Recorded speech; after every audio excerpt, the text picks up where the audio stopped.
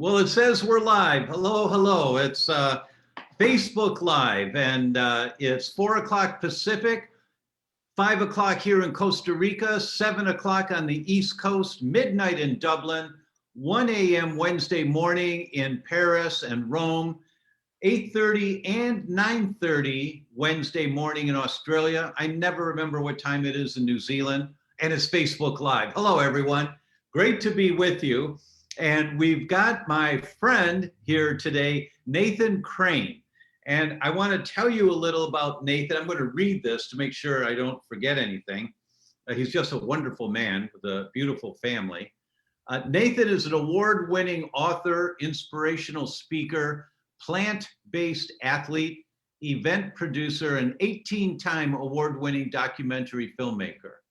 He's the founder of the Panacea Community, creator of the Global Cancer Symposium, and director and producer of the documentary film Cancer, the Integrative Perspective.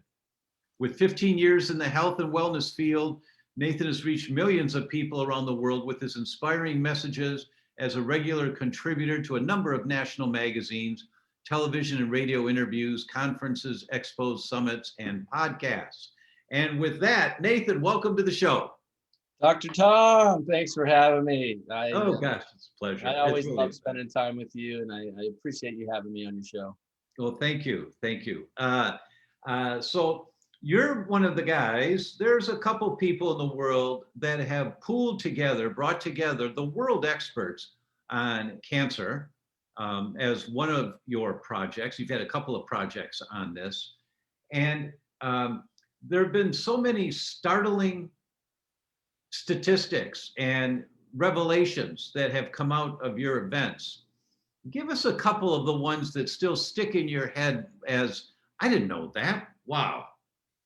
You know, when I've been primarily helping people with cancer for about 8 years now, producing summits and conferences and magazines and documentaries and docuseries and you name it. And, I've had both the joyful opportunity of meeting people 5 years, 10 years, 20 years past their so-called expiration date and living, incredible lives that never accepted their prognosis and discovered the path towards healing. And also the not so, joyful experience of seeing people at the very end of their life and at the same time getting to have empathy for them as they are not able to overcome not only the disease but the treatments that are so prevalent in our conventional medicine for the disease. And along the way, one of the most startling statistics to me, being a father, I think for any parent tuning in here as well, and when I mention this to any person, they say, "What? I had no idea that was a reality," is that cancer is actually the #1 killer in children now under 17. Wow. And, aside from babies but basically from the age, I believe, of 2 or 3 to 17, the #1 killer is cancer and its treatments. And to me, that is so shocking and so startling because just 50 years ago, children never even had cancer. We never even, you never heard of a child having cancer, but it was so rare and so uncommon. And so it's a huge wake-up call for us as a society to say, look, what is going on here that is causing our children to have cancer and be dying from cancer when this is really, we know statistically, here's another shocking and empowering statistic, is that depending on which data pool you're looking at, 90 to 95% of all cancer is preventable through diet, lifestyle, and environment. And then so that's really empowering. It's preventable for children and adults, right? But even beyond that, if we study the work of Bruce Lipton and other pioneers in epigenetics, we know we can go beyond hereditary. We know we can go beyond genes being our destiny. Genes don't have to be our destiny. So that other 5 to potentially 10% that they often tell us cancer is hereditary, we can go beyond that through epigenetics, upregulate certain genes that contribute to our body's healing from cancer and downregulate certain cancer genes so that actually I really believe, and the science now is quite supporting this, that 99 to 99.9% of all cancer can be prevented, right? So this is primarily a preventable lifestyle disease that is killing our children, and it's killing over 10 million people a year around the world. We're almost Now at 10 million now. let's give people a perspective on this, because that's jaw dropping all by itself, and so overwhelming. But we really need to get a big picture overview so that we then can direct our attention in a productive way to where we want to go. And here's one piece of the big picture overview. And you know this, of course, and you talk about it so much, but this is really for our audience, that our children born today, when they check the umbilical cord blood at birth, our children have on average 280 chemicals in their bloodstream that aren't supposed to be there. They're flame retardant chemicals, they're pesticides, insecticides that mom has accumulated in her body over the years. Can you talk for a moment about the impact of that one realization? How might that affect our kids as they're coming into the world? Yeah, that's another shocking statistic, right? I remember seeing that a number of years ago.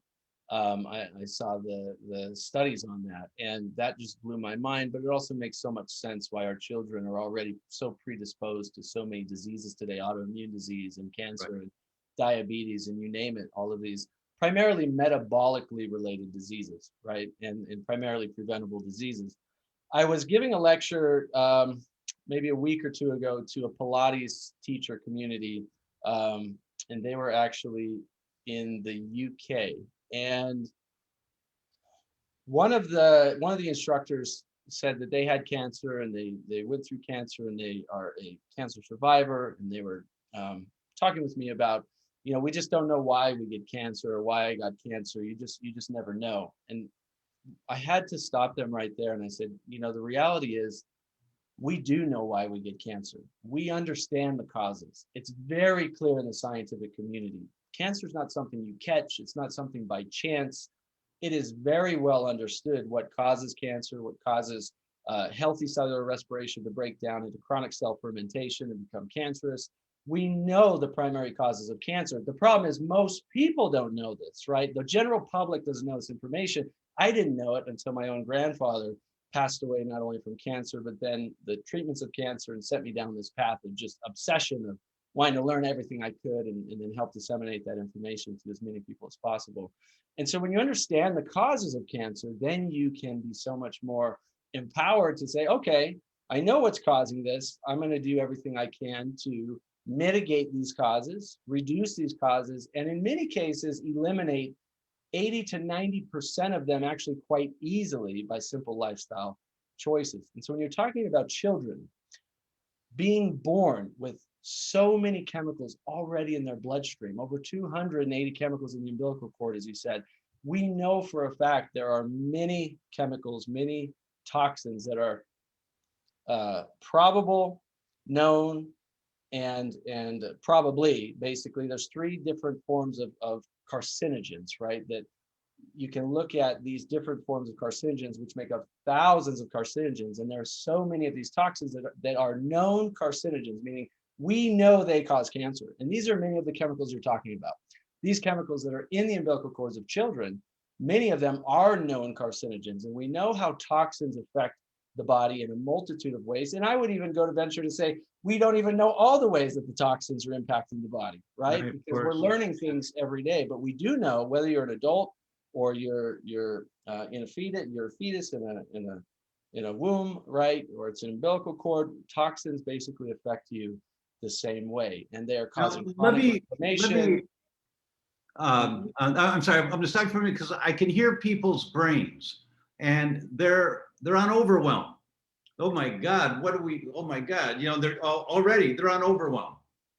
And so I just want to say here, it's critically important to be able to have the big picture, Because when you have the big picture, then you can start slowly dialing it down into specifics for you and your family. The big picture is the world that we have grown up in now and that's developed has produced lots of comforts, lots of benefits, untold, unimaginable things 20 years ago. We could have never imagined that I'd have the Encyclopedia Britannica here, and in 5 seconds, I can tell you anything you want to know.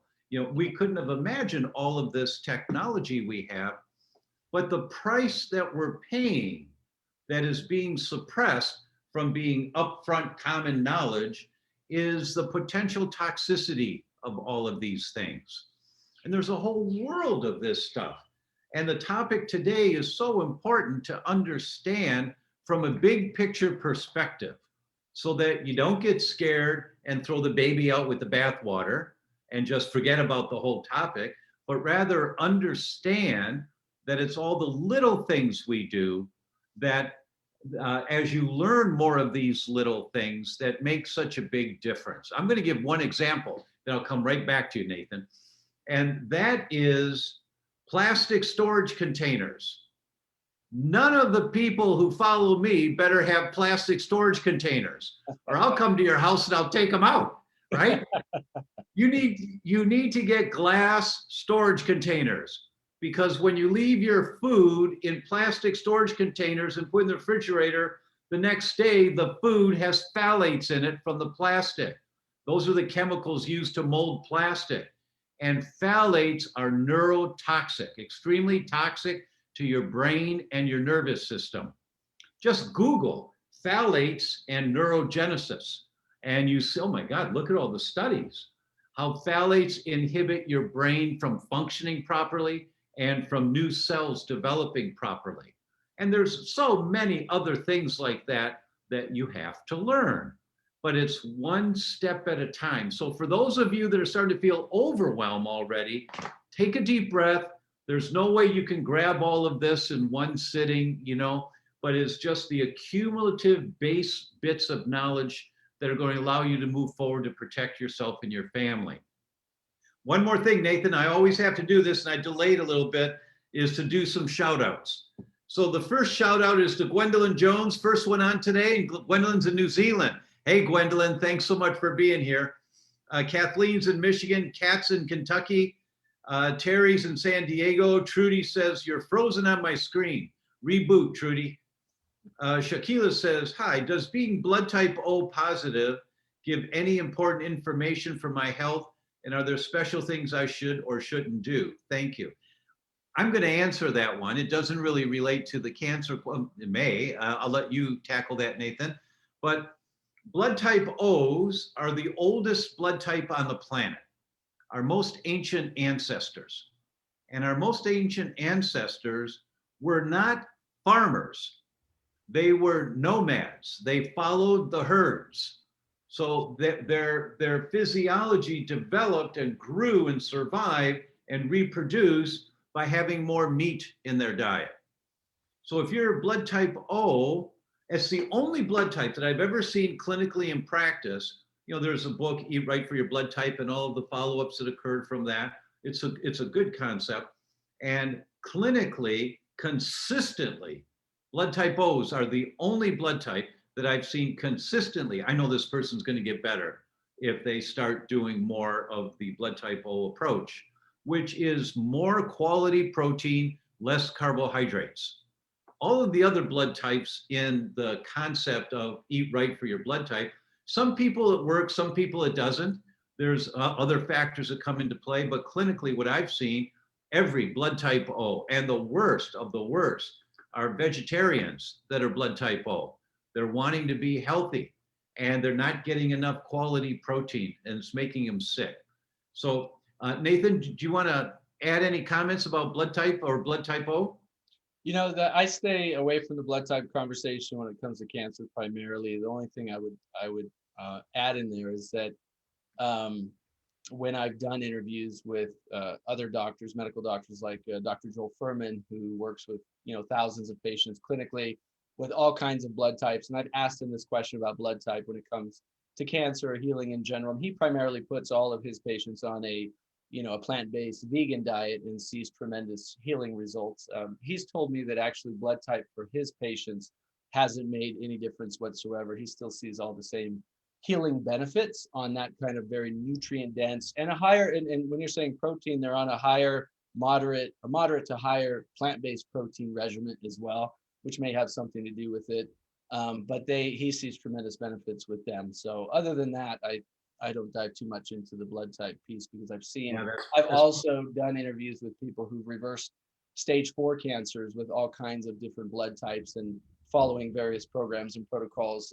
Again, as you said, I'm a plant-based athlete. I've been plant-based for 10 years, and that's my primary focus in terms of nutritional research and helping people with cancer. All the people I've actually, for whatever reason, all the people I find and who come to me and that I interview and I meet who've reversed stage 4, cancers and multiple times of cancers have done it on a strictly nutrient dense plant-based diet. So I find that kind of fascinating. But yeah, you bet. You have clinical experience with this as well, so you have a lot of wisdom to share there. Yes, but not so much with cancer patients and advanced cancer patients. Not really. So that's not my wheelhouse. Thank you for that information. Kelly's here from Indiana. Lucia's here from Tucson. Jill says hi from Anchorage. I really appreciate your summits, Nathan and Dr. Tom.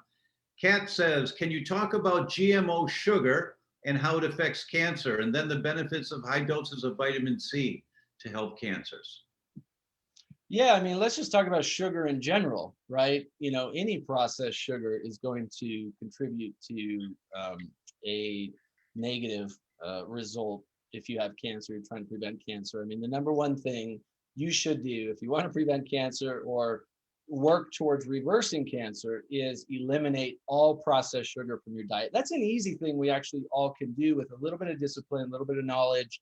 There are so many other healthy forms of sugar we can get from berries, for example, blueberries and strawberries, these berries that have so many phytonutrients and antioxidant effects and anti-cancer properties, but also have a healthy form of glucose in them, which when combined with the fiber of the berry, for example, stimulates a healthy pancreas response or a healthy insulin response, right? So there are things as healthy sugars and there are things as unhealthy sugars. Now, genetically modifying anything from my personal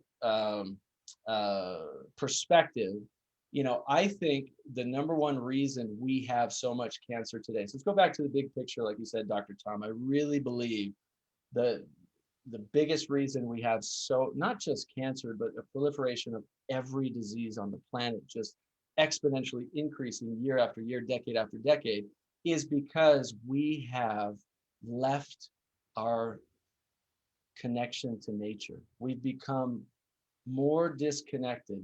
Every decade, it seems, we're becoming more and more disconnected. Now there's this whole transhuman kind of movement where, there are corporations that are, pushing for having robotics built into human beings and AI, like humans merging with artificial intelligence and becoming part robot, part human. I mean, the further we get away from nature. So, look at the Industrial Revolution, right? And as you opened up early on, that we have these conveniences and we have, we can make plastics that we can send all over the world that are so convenient and cheap, and we can, process food so quickly that can last years on shelves, and we can genetically modify things and take genes from a frog and put it into a piece of corn or something to try and fight off some kind of infection, right? And the more we get away from nature, the more we're going to continue to see a proliferation of cancer and all disease. So for me, it's about coming back to nature as much as we can from our food, right? Sugar is in just about every food. For the most part, it's in a lot of foods, let's put it that way. But it's a healthy sugar that's in its perfect form with lots of phytonutrients and antioxidants and anti-inflammatories and anti-parasitic effects and so on and so forth.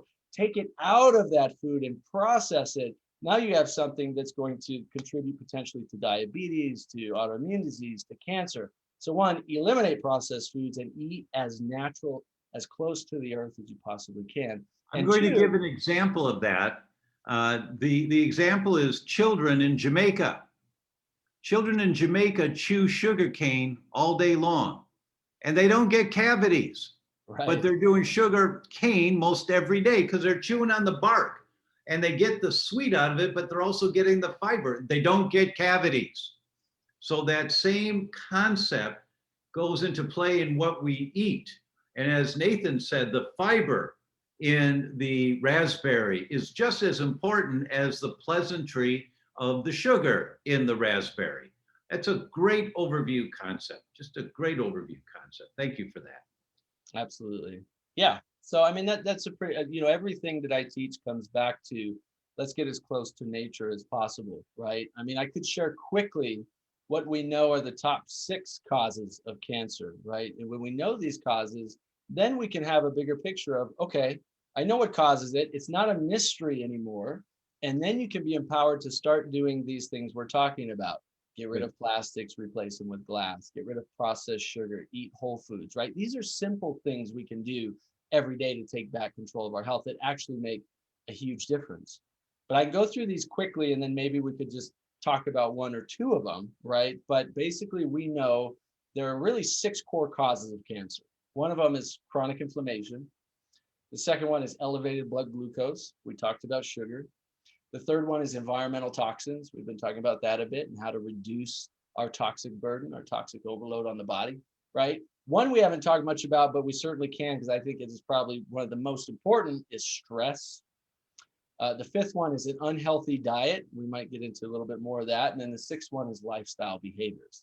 There are basic lifestyle behaviors like smoking, cigarettes, and drinking alcohol and being sedentary that we know lead to cancer and all kinds of chronic diseases, right? But there are other lifestyle behaviors that contribute to stress and anxiety and fear, like waking up and watching the news every morning, right? People think, I have to get my news or I'm going to miss out on Right, what's I need happening my around fix. the world. I I need got to my get my I got to get my fix, right? And that's what it is. It is taking advantage of your sympathetic nervous system, because when we and it literally creates an addiction watching the news. Why? Because we feel like, one, the FOMO, if you've ever heard of that, fear of missing out. They literally program it so that if we miss one day, we feel like we've missed everything that's going on in the world. And I can tell you from experience, I went 10 years without ever watching the news. And when I turned back on the news 10 years later, they were literally saying just about exactly the same thing they were saying 10 years prior. And I thought, I didn't miss a thing, right? What I tell people though is so going towards stress, anxiety, fear, it activates a sympathetic response. And the more your body's in a sympathetic nervous response, meaning fight or flight or freeze, even at a subtle, low grade chronic level, like watching the news, it puts us into that low grade sympathetic response, which means your adrenal response is turned up and your immune system is downregulated. Now you are creating a perfect environment for cancer to thrive. So how do we combat that? Well, we do things that actually activate our parasympathetic nervous system. We do things like meditation or qigong or deep yogic breathing or going for a walk around the block or taking a 20 minutes out in nature. We do things that calm the nervous system. And when you do that, about an hour ago, I sat down and I listened to a 25-minute meditation. And you could do that once a day. I just went to YouTube, I searched 25-minute meditation. And what am I doing? I'm activating a parasympathetic nervous response, which means my body goes into healing mode. Healing mode means your body's going in and cleaning up dead cellular waste product. It's reducing inflammation. It's finding and targeting, sending out T cells and B cells and NK killer cells and so forth, and finding cancer cells and removing them through your immune system, your lymphatic system. The more you can get into this calm state, this parasympathetic state, this peaceful state, the more, one, you're going to extend your lifespan, but you're going to improve quality of life. You're going to feel better. You're going to think better, and your body's going to do what it's designed to do, which is heal itself. Right.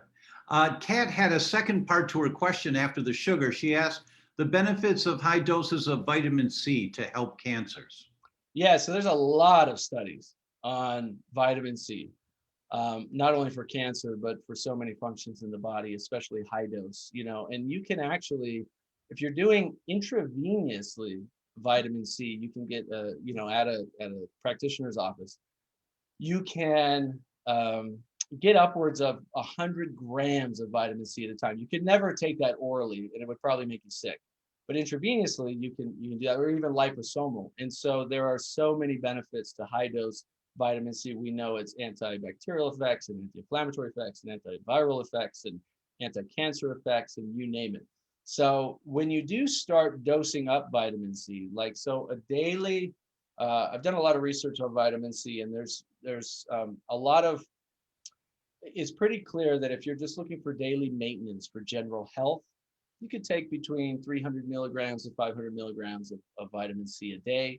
That's a good maintenance level. Now, if you're dealing with something, some chronic infection, some chronic inflammation, something like cancer, you can actually do upwards of 5 grams or more per day, as long as you can handle it. So it upsets some people's digestion, and you also don't want to do that long term.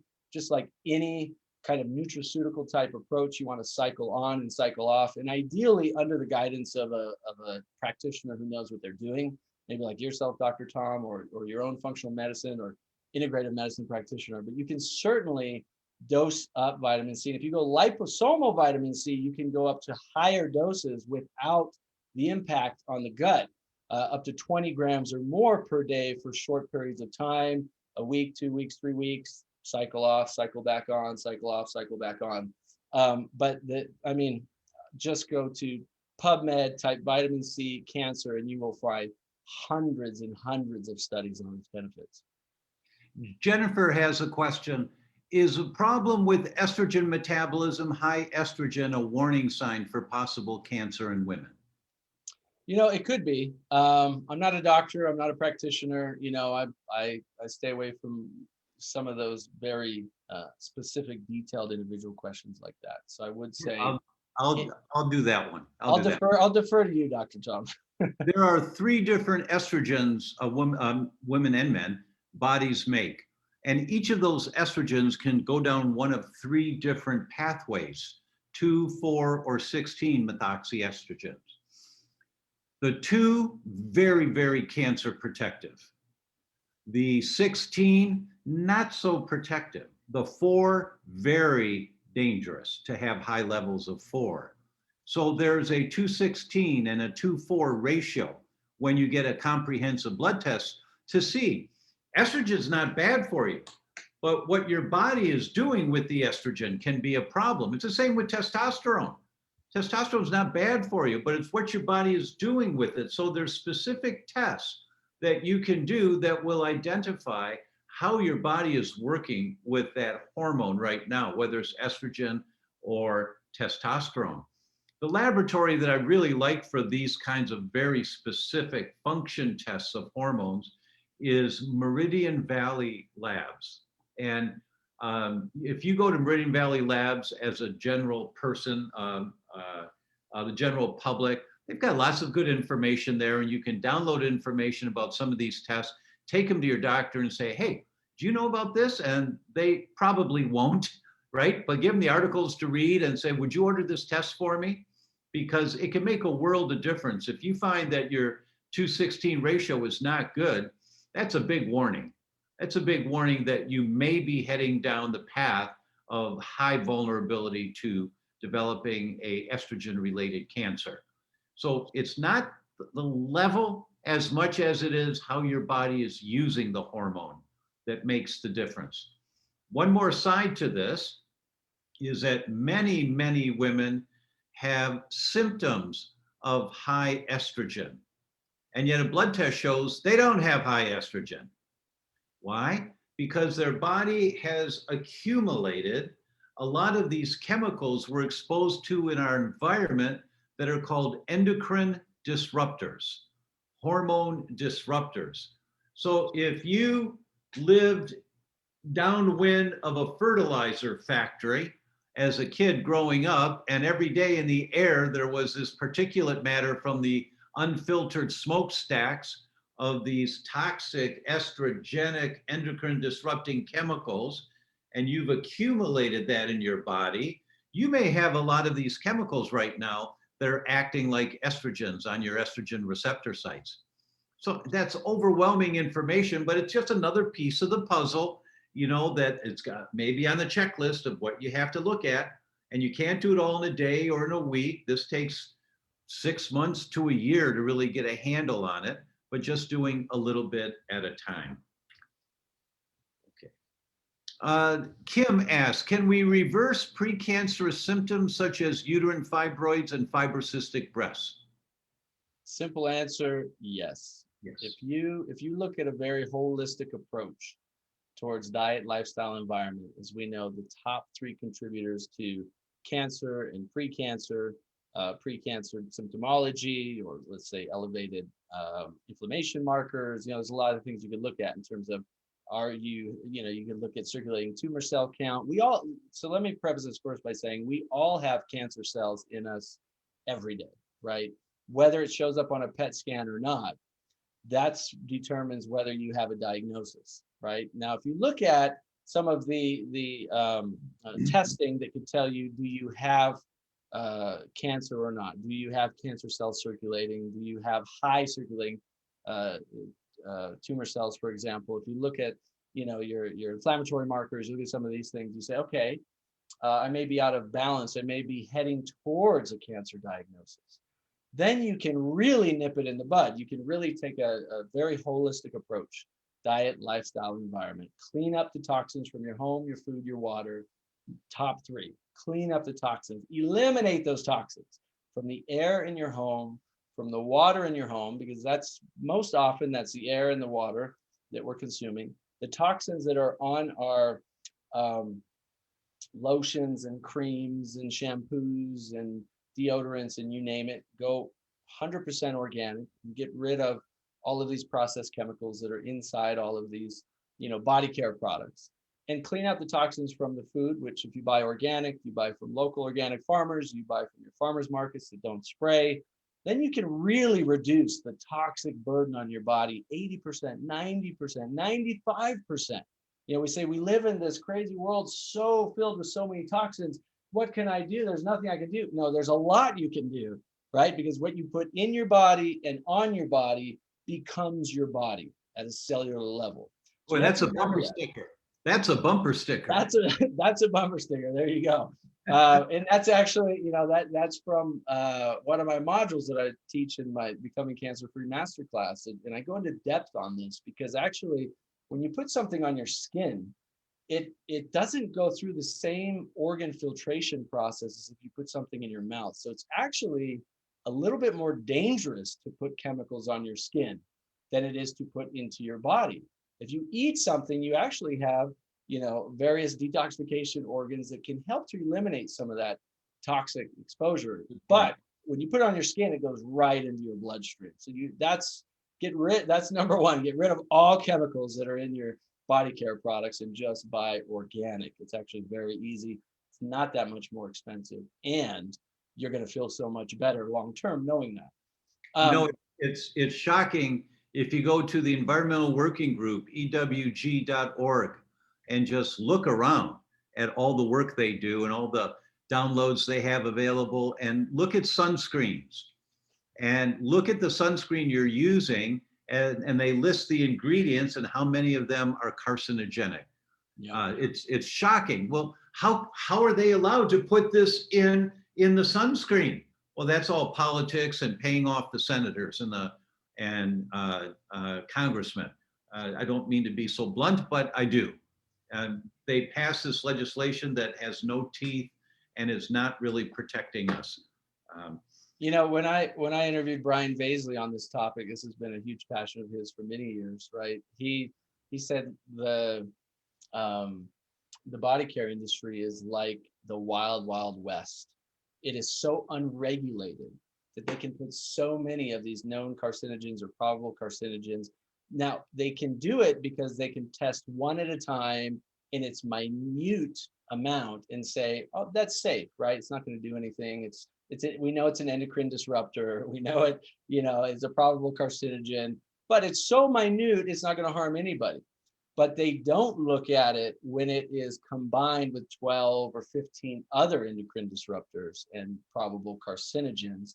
And they don't look at it long term, and they don't look at it as it accumulates in the body.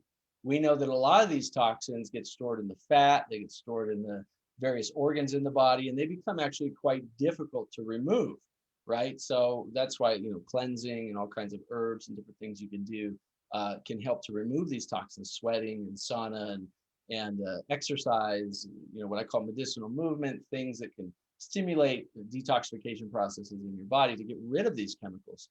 But it's one of the ways they get away with it is because they're not regulated to look at the long-term studies of this accumulation. It was a study I saw a while back that the average Western woman uses about 5 kilograms of body care products every year.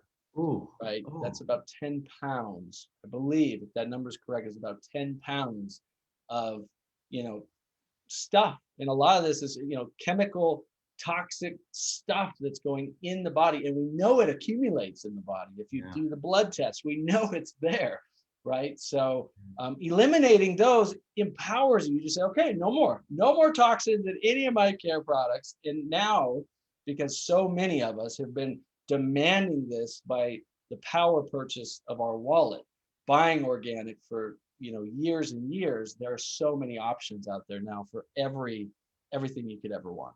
Yeah. So back to the question. I just want to wrap up that question real quick. Can you reverse these precancerous symptoms? Yes, you can. And it's diet, lifestyle, environment, and our thinking. Yeah, there's no simple pill that does it. You have to get educated on how these environmental toxins, which includes foods, are impacting on you. It's a step-by-step process of education. We'll put the link in here for Anne Marie products. Friends of mine who have everything's organic, all of their polishes and creams and lipsticks and whatever else they have, they're just squeaky clean about making sure that everything's as pure as can be. Errol, I want to, if I can just share something really quick. Sure. I think it is really empowering for people. There was a study that literally just came out a few days ago. So it's super recent. It was a massive meta-analysis. And they went back, I believe, 40 years. They looked at well over 17,000 people. And it's a large epidemiological study, but it gives us a really great insight into one simple thing we all can do every day that can drastically reduce our cancer risk and drastically improve our odds of reversing cancer. So this study, they looked at one thing, which is a great thing to just sometimes look at one thing. And they looked at people who ate mushrooms at least once a day versus people who didn't eat any mushrooms. And it was all kinds of mushrooms, and button mushrooms and maitake mushrooms and shiitake and normal mushrooms you can go to the grocery store and buy and saute up a little bit and put in your soup or your salad or your burritos or however you want to eat them. And they found that people who eat 2 mushrooms each day had a 45% lower risk of cancer than people who didn't eat any mushrooms. Wow. And mushrooms are quite affordable and you can make them quite tasty, but we know they have beyond anti-cancer properties, there are so many studies on mushrooms.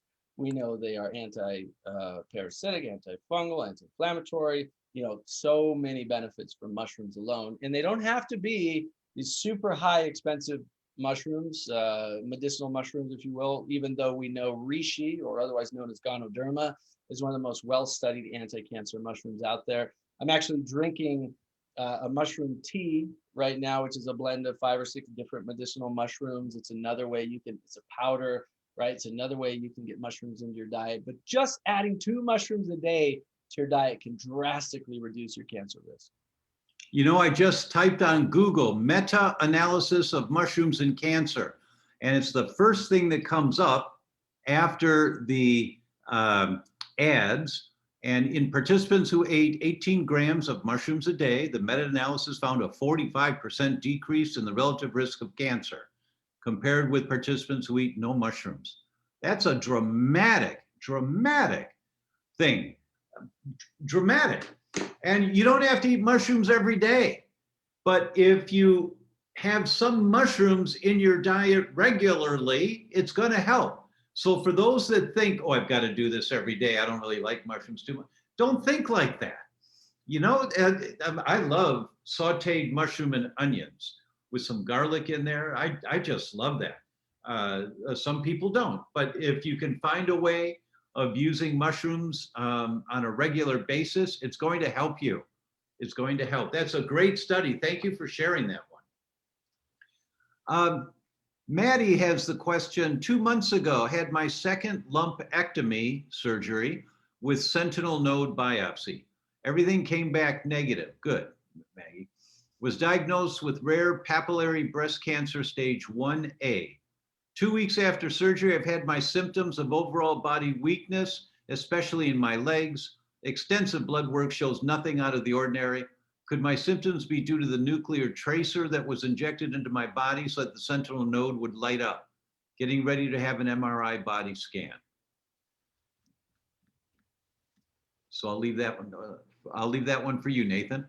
Yeah, it's you know, as I said, I'm not a medical doctor. I can't give medical advice. I can't, you know, and obviously I don't know enough about your history and your overall health situation to be able to read that and give you clear advice. But what I can say is, you know, just surgery alone can be a challenge on the body, right? It can cause various symptoms and recovery problems and so forth, immune responses and so on. Also, when there is when cancer can be diagnosed, right? They can see it, whether it's an MRI or it's a PET scan or whatever. You know, they found the cancer, they see the tumor.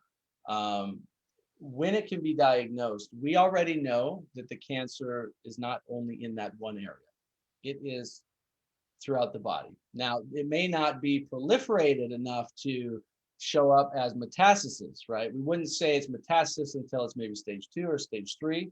But even at stage 1, we know that there are still cancer cells throughout the body. So just removing a lump from the breast doesn't mean you're cancer free. And I don't want to make you feel bad about that, but that's the truth. We have to accept the truth of what's really going on in the world of cancer. And so, like I said, we all have cancer cells in us every single day. It's a very normal thing. And when you have a fully functioning immune system, your body can get rid of those cancer cells and you go on with life without having to worry about it. The reality is many people can have cancer for decades and have no symptoms. So you asked me early on, what did I learn over the years? It's been really fascinating to me. That's a really fascinating thing, is that you can actually have cancer for a long time and live a very normal life and have actually little to no symptoms. That's why you can't find common cancer symptoms. You can search all you want, you cannot find them because cancer itself generally doesn't have a lot of common symptoms. What happens is through all of the other biological functions that are happening that have led to the cancer showing up in the body, you tend to have symptoms from those things. Maybe it's, heart disease appears or diabetes or something else along the way, right? Cardiovascular problems or lung problems or autoimmune disease, and you have gut issues, and those chronic inflammatory gut issues actually led to the cancer, you name it. So a lot of times symptoms aren't actually coming from the cancer until the late stages.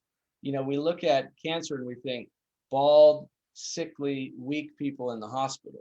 But that's not cancer. That's the treatments, the conventional treatments for cancer. That's the radiation and chemotherapy, right? So what we need to understand about cancer is, one, it doesn't have to be so scary. It doesn't have to be something we have to be afraid of. We need to understand what's causing it, and then what can we do to help the body eliminate it as effectively as possible. So again, without knowing enough about your diet and lifestyle and all that, what I can say is some of these symptoms you're having, what I would highly recommend you do is really start looking at what can you do to enhance your immune system. What are the things you can do, like adding 2 mushrooms a day or as often as possible to your diet to enhance your immune system, right? What kind of exercise are you doing or not doing? Are you living a sedentary life, or are you actually walking 20 or 30 minutes a day, or even working up to, I don't know, what your weight situation is. If you're overweight, we know if you're overweight or obese, you're that's the number one thing you have to reduce immediately. If you're overweight or obese, it not only contributes to cancer, but to diabetes and to chronic inflammation and so many other symptoms. So if you're overweight, you have to work on getting down to a healthy body weight.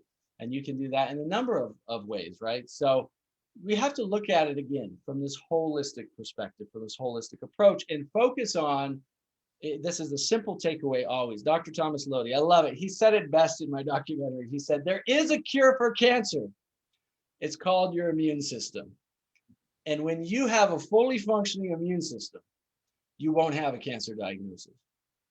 And so you focus on that. You focus on the things you can do every day to enhance your immune system: diet, lifestyle, positive thinking, exercise, removing toxins, adding mushrooms to your diet, so on and so forth. And one, very likely many of these symptoms will go away. But two, you may want to get further testing, like through, Dr. Tom's offices or your functional practitioner, to find out maybe what are some of those underlying causes that are going on there as well. There are 3 questions that came in on the mushrooms after you mentioned that. Don't mushrooms contribute to candida? Are there a certain kind of mushrooms that's better for you? And does it matter if mushrooms are cooked or raw? Yeah, good question. So let me go backwards. So actually, certain mushrooms have an antifungal effect, like shiitake, for example. So an oyster, right? They actually have antifungal properties, even though they are technically like a fungus. It's very interesting how nature has these what would you call it? I'm blanking on the word, but nature has these kind of things built in, right? Where even it's a fungus, it actually has antifungal properties. Some mushrooms, it depends. There's a lot of debate around this. And the science is, you can find scientific studies that say they contribute to candida. You can find scientific studies that say they don't. But there are some well-known mushrooms that do have antifungal benefits. So I would look at those ones. The second thing is, a certain kind of mushroom better for you? In that study, yes. In that study, it was the shiitake and maitake that had the higher components. I have to go back and look at the study. I don't remember the name of that constituent that's inside those mushrooms, but they have the higher constituent that they looked at inside those mushrooms. So shiitake and maitake are 2 of your top ones that contributed to a much lower cancer risk. And then what was the third question? Mushroom Cooked or raw? Yeah, you do want to cook them a little bit. It is important to cook mushrooms. Yeah. Marvelous. Saliha asks about chlorine in pools. Yeah, so I'm guessing, Saliha, your question is, should we avoid it? Is it good? Is it toxic? I mean, it really all depends where you're at with your health. If you have cancer or some chronic condition, I would say avoid it, right? We know chlorine is a chemical, and even though they say it's safe in pools, remember, you're in water in a chemical toxicant that is absorbing into your skin. Let's say you're there for 5 minutes. Is it going to do much to you? Probably not. If you're swimming for 20 minutes, 30 minutes, an hour at a time, 5 or 6 days a week, is it going to absorb into your skin and potentially cause some chronic inflammatory problems? Most likely, yes, right? Now, if you're a fairly healthy person and you don't have cancer and you're just wondering, am I okay to keep swimming because I love swimming and that's the exercise I love, for example, I would say continue swimming if you love it, and if you feel like it's keeping you healthy, and I wouldn't go there and have this fear of like, oh God, now I can't swim because of chlorine there and it's a toxin and all that, because that's going to make it worse, right? But if it's something you enjoy, you don't have a chronic health condition, then I would say do it, but maybe reduce your time a little bit, right? I love swimming too, actually, but lately I've only been swimming about once a week. I've also tried finding pools that use ozone or salt pools, for example. If you can find those around your area, those would be a much better choice. But it's all about quantity of exposure, right? So if you're exposed an hour a day in a pool to chlorine 5 or 6 days a week, that's going to build up in your system over time. But if it's once or twice a week, 3 times a week, 20 or 30 minutes, and then afterwards, maybe you're doing a little bit of a sauna. That's one of the things I love going to the public pools, because I swim and then I sauna for 30 minutes. So I'm like, I'm detoxing all this stuff out of my body anyway. You have to kind of find what works for you that doesn't put more fear into your life and your mind and prevent you from doing things that are healthy, but also doesn't overload you with excessive toxic burden.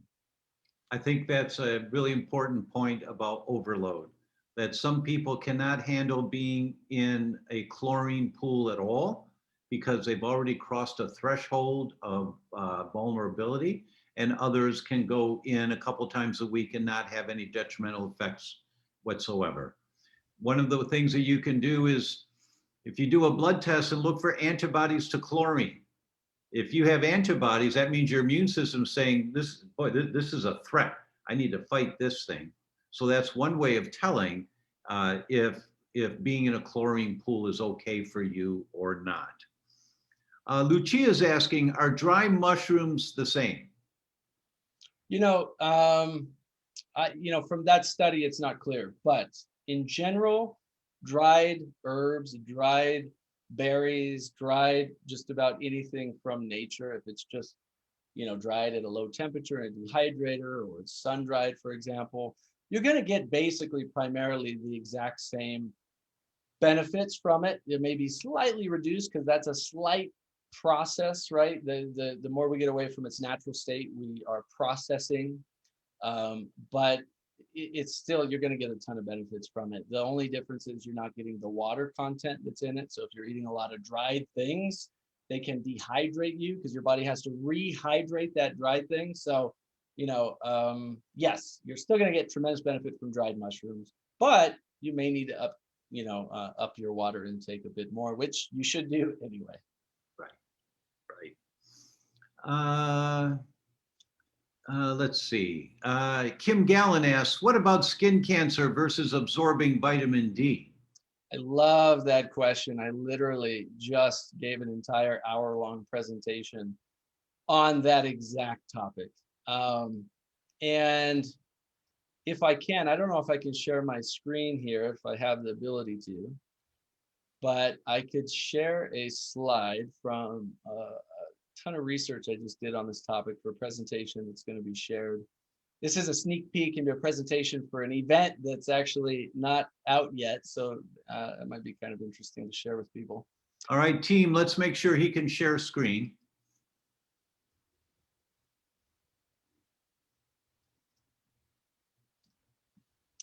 So if you can see my slides here. So this is for an event. I think you're also friends and colleagues with Dr. Eric Zielinski, Dr. Tom. Yes. Yeah, so this is for his event coming up later this year, which is going to be a really great event. But I just want to share something with you that's really fascinating. So here's a study that was found, right? We say, well, what about the sun? Because we think sun causes so much cancer or skin cancer, so people avoid the sun.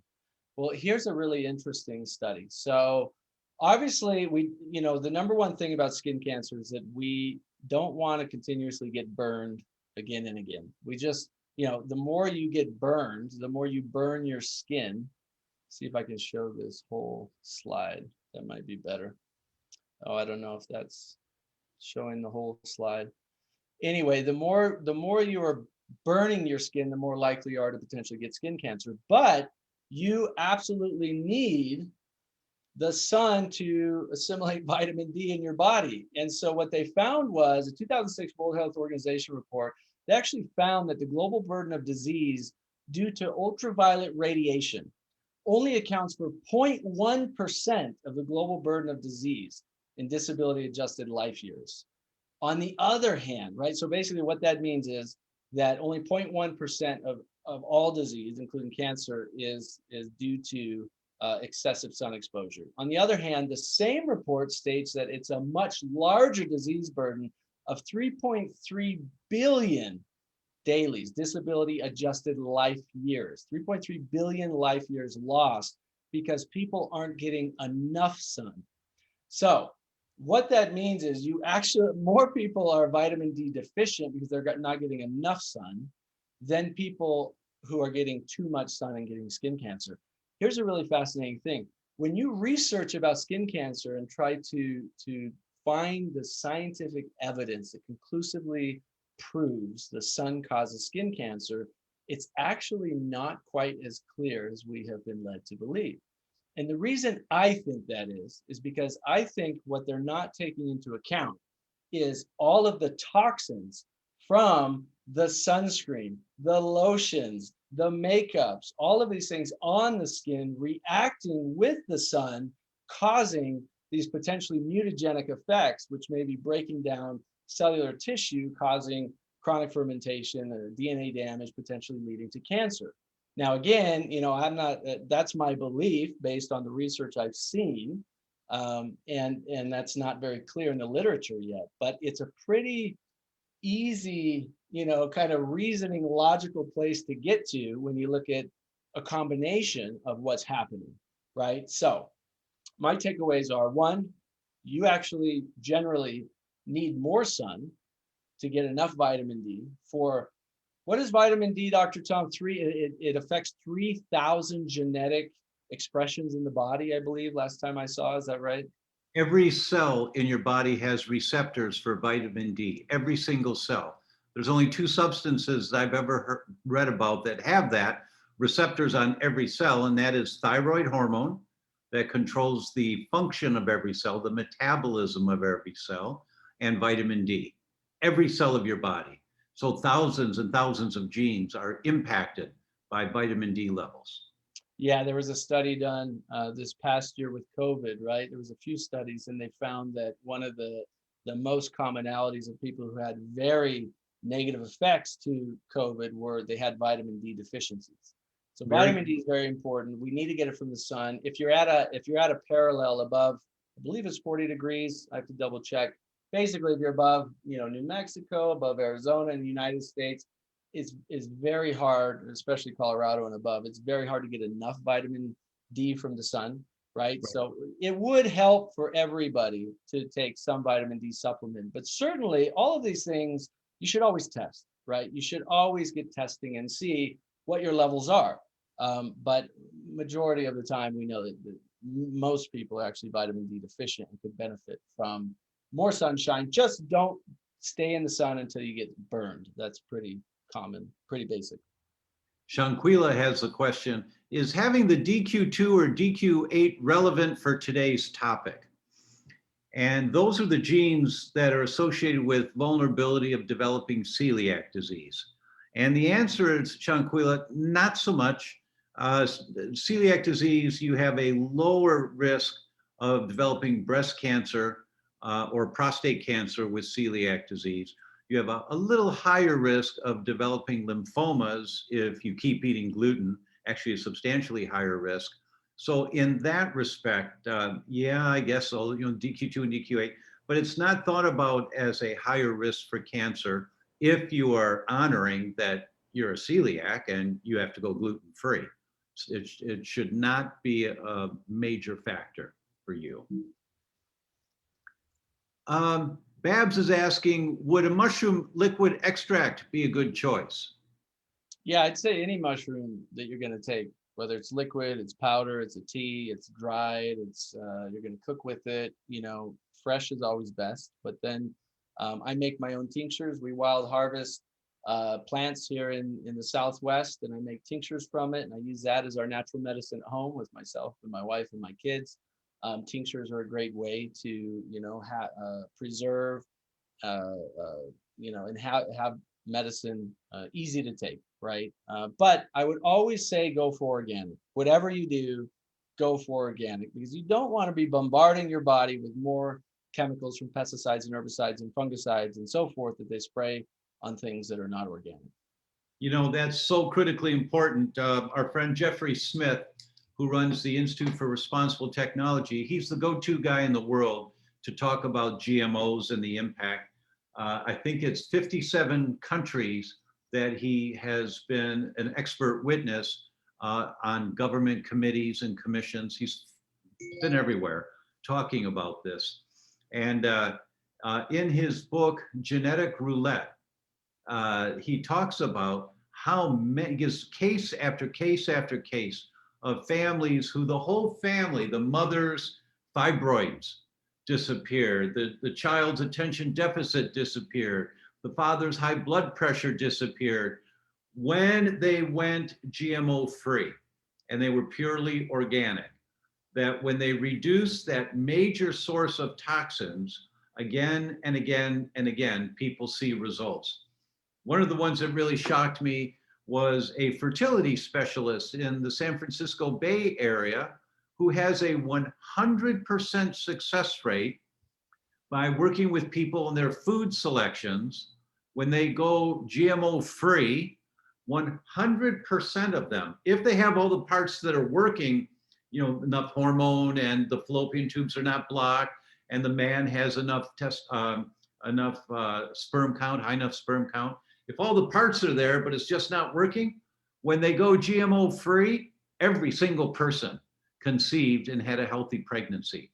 That just dropped my jaw. And it was over 300 couples that they had at that point that they were talking about. So it's a critical concept. Maybe the place to start is working on how do you access healthier food? Whatever your food choices are, how do you access healthier food? That's a really good place to start. Beautiful. I love Jeffrey Smith's work. He spoke at my conferences years ago, and I love his book, Genetic Roulette. I highly recommend everybody read it for sure. It's, you know, and it's not so much the GMOs that they have found that have been, you know, the major issue, even though I believe they likely do cause genetic problems long-term. It's the amount of chemical sprays and toxicants and Roundup, and now they have different names for it, right? That they're spraying on these genetically modified plants. This is a really fascinating thing I recently learned, is that now, you know, they've had to come up with 2 and 3 and 4 and 5 and 6 different kinds of very toxic pesticides, because what's happened is, and so beyond Roundup now, there are multiple ones they're spraying on all these genetically modified plants, because all of the weeds around the plants have become resistant. They're called Roundup resistant weeds. So they've had to come up with 2 chemicals and 3 chemicals and 4 and 5. And now on some genetically modified crops, they are spraying up to 4 or 5 very deadly toxins, because those weeds have adapted either through what we might consider as genetic shedding from these plants. And they're still discovering what this is from, but they have adapted to resist. And so avoiding GMOs means avoiding these chemicals, which means buying organic is going to help you do that. Agreed. And that's the whole purpose of genetically modifying the plant, is to resist the pests and the amount of pesticides they spray on the plants, so that plant won't die. So, now they're having to adapt and add more pesticides and more powerful insecticides to it. So that's your tomatoes, and that's your head lettuce and celery, you know, when you're trying to eat healthy. So keep working on accessing and sourcing organic produce for yourself. Well, our time is gone. This just flies. It always flies. It's really great. Nathan, you're just a wealth of information. How do people learn more about your work? Yeah, thank you, Dr. Thomas. It's been a pleasure for sure. And I appreciate everybody's questions. And, you know, my website is simple. It's just theDr.com. I actually have a gift for everybody tuning in. I put together an ebook. If that's yours free if you want it. It's the 5 natural pillars for helping prevent, reverse cancer. You can download that at theDr.com and find all the different, you know, documentary and different programs that I do there. So yeah, and I'm on social media. I love hearing from people, love hearing questions, thoughts, feedback. So it's an honor. I appreciate you having me. This has been great. Oh, it's really a pleasure. There's such great information that will move people forward in their health journey. Thank you so much. All right, everyone, we will see you next week. Have a good week and look around for more organic produce. Bye-bye. Bye.